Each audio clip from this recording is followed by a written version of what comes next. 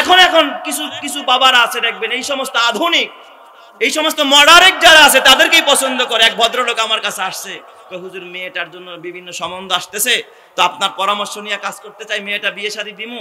তো এক পাত্র আসছে, আমি বললাম পাত্র কি করে? কয় হুজুর এটা সে একটা চাকরি ধরছে, এখনো শুরু হয় নাই, কিন্তু এটা শুরু হবে বিয়ের পর থেকে। আমি কই দুরুমিয়া বিয়ের পর থেকে চাকরি করে না, বিয়ে ছাড়া নাকি বলে এই ব্যবসা করা যায় না। আমি বললাম বিয়ের পরে ব্যবসা করবে, এটা কি ব্যবসা, নাম জানেননি? কয় হুজুর সে একটা ওই কাপল ব্লগিং খুলতেছে আর কি। কাপল ব্লগিং এটা আবার কি জাতীয় ব্যবসা? আমার তখনও ধারণা ছিল না। পরে বললো এটা নাকি লাইক কমেন্ট পাওয়া যায়, ভিউ হয়, আর লক্ষ লক্ষ ডলার কামাই করা যায়। এই ব্যবসা করব, তার মানে কারে নিয়ে?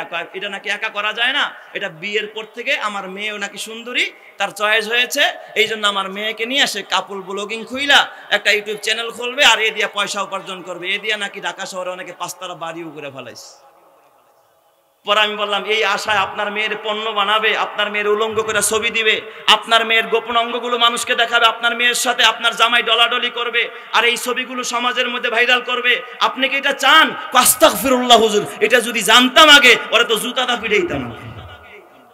কপাল এরকম কপাল পরা যুবক আছে না নাই? এখন বাপ মায়ও কিছু কয় না। বলেন যে এই সমস্ত ছেলে মেয়েরা এই সমস্ত আকাম কুকাম করে, ওরা কি আসমান থেকে আইছে না? আপনার আমার ভাই বোন, কিন্তু বাধা দেওয়ার কেউ নাই এখন সমাজের ভিতরে। এ মুসলমান, সুস্থ বিনোদন এখন চলে না, অসুস্থ বিনোদনে দেশটা ভরে গেছে।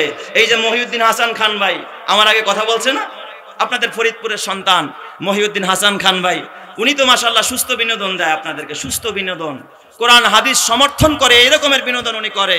এইগুলো দেখেন, এইগুলো না দেখা আপনি ওই রকমের কাপল ব্লগিং দেখবেন, আরেকজনের বিবিকে দেখবেন, হারাম গুনাহ হবে, তারপরে নেকেট দেখবেন, অন্যান্য পর্নোগ্রাফি দেখবেন, চোখ নষ্ট হবে, দিমাগ নষ্ট হবে, ঈমান নষ্ট হবে, খোদার জাহান্নামে জ্বলতে হবে। কথা ঠিক না ঠিক? জোরে কর। আল্লাহ যুব সমাজকে হেফাজত করে, জোরে কর আমিন। তো দুনিয়ার মধ্যে শ্রেষ্ঠ নারীদের আলামত কয়টা? সবাই বলেন কয়টা? 1 নম্বরে আল্লাতি তাসুররুহু ইজা নাজারা, যখন তার দিকে তাকায়, তাকাইলে স্বামী কি পায়? আনন্দ পায়, স্বামী আনন্দ পায়। আর 2 নম্বরে গুণ হলো অতুতিহু ইজা আমারা, যখন সে আদেশ করে স্বামীর প্রতিটা কথা অক্ষরে অক্ষরে মেনে চলে, স্বামীর কথা সে মেনে চলে, এটা হলো 2 নম্বরের গুণ। আর 3 নম্বরে হলো ওয়ালা তুখালিফুহু ফি নাফসিহা, স্বামী যখন কোনো বৈধ কাজের আদেশ করে তখন ওই মহিলা স্বামীর বিরুদ্ধাচরণ করে না। বৈধ কাজে স্বামীর কি করে না? বিরুদ্ধাচরণ করে না। ও মা, স্বামী যদি বলে বিবি গো তুমি এখন মার্কেটে যাইতে পারবা না, মানেনি, আমি নিয়ে আসবো তোমার জন্য 3 পিস, যা লাগে লিপস্টিক আইলেন আমি সব নিয়ে আসবো, কয় না আমার যাইতে হবে। অথচ একটা লিপস্টিক কিনতে গিয়া 10 দোকানদারের লগে হাসি দিয়া কথা কয়, অথচ সারাদিনে স্বামীর লগে হাসি দিয়া কথা কয় না, মনে হয় যেন আল্লাহ ঠাডা হালাইছে। ঘরের ভিতরে মুখ এমন বন্ধ করে, স্বামীর লগে হাসে না, অথচ প্রত্যেকটা দোকানদারের লগে হাইসা হাইসা কথা বলছে। বলেন তো এই নারীর আমল নামায় সওয়াব হইছে না গুনাহ হইছে? আরো জোরে কোন গুনাহ। এই জন্য আল্লাহর কোরআন বলে ইয়া নিসান নবী লাস্তুন্না কাহাদিম মিনান নিসা, হে নবীর বিবিগণ তোমরা কিন্তু অন্যান্য বিবিদের মতো না। ইনিত্তাকাইতুন্না ফালা তাখদানা বিল কওল, খবরদার খবরদার, বেগানা ভিন পুরুষের সাথে কথা বলার সময় মধুর কণ্ঠে, মিষ্টি কণ্ঠে, সুন্দর ভাষায় বেগানা পুরুষের সাথে কথা বলা যাবে না। নিষেধ করেছেন কে? আর এখন নারীরা দেখবেন স্বামীর সাথে মেজাজ দেখায়, অথচ দেবরের সাথে এমন কথা কয় পারে না যে দেবরে এখনই নিয়ে আসে। স্বামী জিজ্ঞাসা করতে যে কি করো, রান্না শেষ হয়েছে নি? চোখে দেখুন আল্লাহ কি তোমার চোখ নিয়ে গেছেন? পক্ষান্তরে দেবরে যদি জিজ্ঞাসা ভাবি কি করেন, কয় কিরে তুই তো একটু শীতের দিন যায় খোঁজ খবরও নেস না, আছে না নাই? আর যদি বয়ফ্রেন্ড আর গার্লফ্রেন্ড হয়, কয় কিরে বিয়ের পর ভুলে গেলি নি? কয় না রে দোস্ত, দুনিয়ার সব বলতে পারি, তবে কি আর বলতে পারি? সেই স্কুল লাইফের সেই স্টোরি আর বলা যায়? এই যে মিডাই লাগানা কথা বলছে, বলেন তো ওই বয়ফ্রেন্ড তারে ফোন দেওয়া বন্ধ করবে না, আরো জনমের ফোন দিবে? স্বামী আর কয়বার দেয়? তার থেকে 1000 বার তারা বেশি ফোন দেয়। ঠিক বললাম না? ঠিক বললাম। খবরদারও দুনিয়ার মায়েরা, এই জন্য আমার আল্লাহ জানে, আল্লাহ বলে ফালা তাখদানা বিল কওল, বেগানা পুরুষের সাথে কথা বলার সময় মধুর কণ্ঠে কথা বলবা না, মিষ্টি কণ্ঠে কথা বলবা না, বেশি ভদ্রতা দেখানোর দরকার নাই। ফায়াতুমা আল্লাযী ফি কলবিহি মারাদ, কেননা তোমরা তো জানো না কিছু কিছু মানুষ এমন আছে চেহারা বড় ভালো কিন্তু অন্তরটা বড় কালো। ওর অন্তরে খারাপ, তুমি মধুর কণ্ঠে কথা বলবা, সে তোমার প্রেমে পড়বে। আর যদি প্রেম না করতে চাও তোমাকে অ্যাসিড নিক্ষেপ করবে, তোমার দুনিয়াও ধ্বংস আখিরাতও ধ্বংস। এই নির্দেশনা দিলেন যিনি, তিনি কে? ফায়াতমা আল্লাযী ফি কলবিহি মারাদ ওয়া কুলনা কাওলাম মারুফা। আল্লাহ ডাক দিয়া কয় তবে আবার কর্কশ ভাষায়, তবে আবার গরম কথাও বইল না। গরম বললেও জ্বালা আসে না নাই? অনেক সময় যদি একটা ছেলে কোনো মেয়ের সাথে গরম কথা কয়, দেখবেন তার এসিড মারে, তার বিরুদ্ধাচরণ করে। এই জন্য আল্লাহ শিখায়া দেয় নরমও বলবা না। নরম পড়লে প্রেমে বলবে, গরম পড়লে তোমার বিরুদ্ধে লাগবে। নরম বলার দরকার নাই, গরম বলার দরকার নাই। ওয়াকুলনা কাওলাম মারুফা।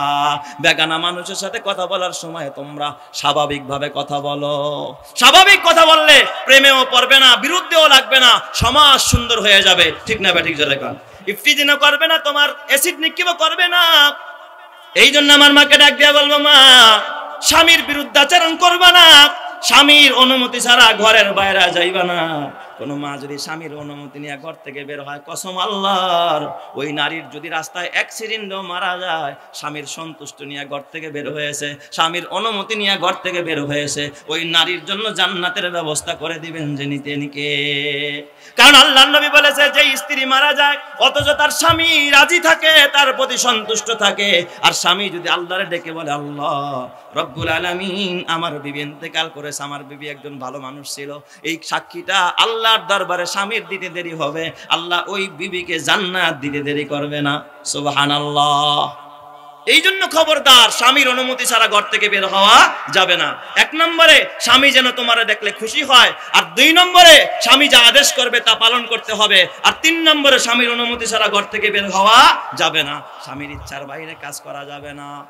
ওয়ালা তুখালিফুহু ফিল মাল। স্বামীর মালের ভিতরে কখনো অবাধ্য হওয়া যাবে না। স্বামী কামাই করে 100 টাকা, তুমি বায়না ধরছো 200 টাকা, এটা জুলুম। ঠিক না ব্যাঠিক জোরে কন?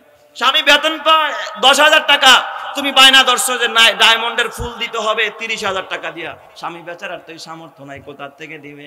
খবরদার দুনিয়ার মায়েরা ও আমার বোনেরা, খবরদার, সামর্থ্যের ক্ষেত্রে, অর্থের ক্ষেত্রেও স্বামীর উপরে বোঝা চাপায়া দিবা না। অথচ ফাতেমাতুজ জোহরা রাদিয়াল্লাহু তাআলা আনহা, বিশ্ব নবীর কলিজার টুকরা হযরতে ফাতেমা, এই ফাতেমার ঘরে একবার 3 দিন খাবার নাই। ফাতেমা রাদিয়াল্লাহু তাআলা আনহা, আলীর বিরুদ্ধে কোনো অভিযোগ নাই। আলী জিজ্ঞাসা করে, ফাতেমা বড় কষ্ট হইতেছে গো বিবি। ফাতেমা ডাক দিয়া কয়, ও আমার স্বামী, স্বামী গো, আপনি চিন্তা করেন না, টেনশন করেন না, আপনি মসজিদে যান, নামাজ আদায় করেন, আপনি সালাত আদায় করেন, রবের কদমে সিজদায় পড়েন। যেই আল্লাহ আমাকে বানাইছে, আমার আল্লাহ আমারে না খাওয়ায় মারবে না। জোরে কোন সুবহানাল্লাহ। আমাকে আল্লাহ না খাওয়ায় মারবে না, আপনার কোনো চিন্তা নাই। এ যুবক ভাই, ওই ফাতেমা 3 দিন যাবত হয়ে যায়, অথচ আজকে যদি আপনি আপনার বিবির খবর না নিতে পারেন, খাবার না আইনা দেন, কসমেটিক্স না আইনা দেন, তার কথা যদি না মানেন, দেখবেন কব তোমার কপালে লাথি মারি, তোর ঘরে থাকবো না, আমি বাবার বাড়ি যাই। আসে না নাই? এই জন্য যুবক ভাই হাতে পায়ে ধরে বলা যায়, এই দুনিয়ার ভিতরে শ্রেষ্ঠ নারীদের ভিতরে একজন শ্রেষ্ঠ নারী ছিলেন মা খাদিজাতুল কুবরা রাদিয়াল্লাহু তাআলা আনহা। কেমন নারী ছিলেন? আল্লাহর নবীর কলিজার টুকরা বিবি মা খাদিজা। আল্লাহর নবী খাদিজার ইন্তেকালের পরে মা খাদিজার জন্য আল্লাহর নবী যতটা কেঁদেছেন, বিশ্ব নবী, দোজাহানের নবী, দুনিয়ার অন্য কোন মানুষের জন্য আল্লাহর নবী এতটা ক্রন্দন করে নাই। জোরে জোরে কন্যা আল্লাহু আকবার। মা খাদিজার মতো নারীর জন্য আল্লাহর নবী সবচেয়ে বেশি ক্রন্দন করেছেন মা খাদিজা। মা খাদিজা ইন্তেকালের আগে কান্না করতেছে, মা খাদিজার চোখ দিয়া পানি ঝরতেছে। হযরতে ফাতেমাতুজ জোহরা দৌড়ায়া মায়ের শিয়র গিয়া আম্মাকে ডাক দেয়া কয়, মা গো, ও মা, তুমি কেন কাঁদতেছো? মা, তুমি কাঁদলে আমার কলিজায় পানি থাকে না মা, দুনিয়াটা কাঁদে মা, আমি সবার কান্না সইতে পারি, মা গো তুমি খাদিজার কান্না আমি সইতে পারি না, কান্না বন্ধ করো। মা খাদিজা ডাক দেয়া বলে, ফাতেমা, মারে আমার কান্না বন্ধ হবে না, আমি এখন এই কান্না বন্ধ করব না। ফাতেমা ডাক দেয়া কয়, মা গো তুমি কাঁদতেছো, কেন কাঁদতেছো আমারে খুলে বলো। কয় মা তুই বুঝবি না রে মা। অমনি ফাতেমা দৌড়ায় আমার নবীর কাছে যায়, নবীজিকে ডাক দিয়া বলে আব্বা আমার কলিজার টুকরা মা খাদিজা যেইভাবে ক্রন্দন করতেছে, মায়ের কান্না বরদাস্ত করতে পারি না গো আব্বা জান, আপনি একটু মেহেরবানি করে যান, আমার মায়ের চোখের পানি বরদাস্ত করা যায় না, আমার মায়ের কান্নাটা বন্ধ করে দেন।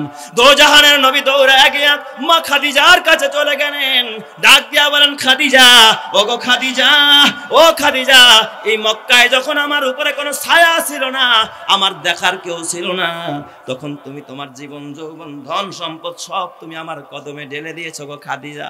ও খাদিজা, আজকে তুমি কাঁদলে আমি মুহাম্মদুর রাসূলুল্লাহর কলিজায় পানি থাকে না। খাদিজা তুমি আর ক্রন্দন কইরো না, কেন কাঁদো গো বিবি, কান্না বন্ধ করো।